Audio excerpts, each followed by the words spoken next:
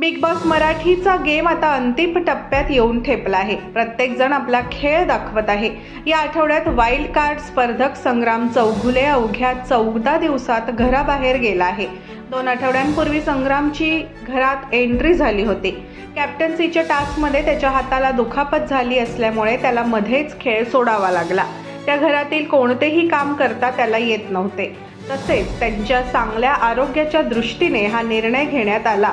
तसेच तो घरात राहिला असता तरी कोणत्याही टास्कमध्ये भाग घेऊ शकला नसता. बिग बॉसच्या घरातून बाहेर पडलेल्या संग्राम चौघुले बाहेर आल्यावर पहिली सोशल मीडियावर पोस्ट शेअर केली. यात संग्रामने लिहिलं की गंभीर दुखापतीमुळे मला बिग बॉस घरातून बाहेर जावं लागलं. तुम्ही दिलेल्या प्रेमाबद्दल खूप खूप धन्यवाद.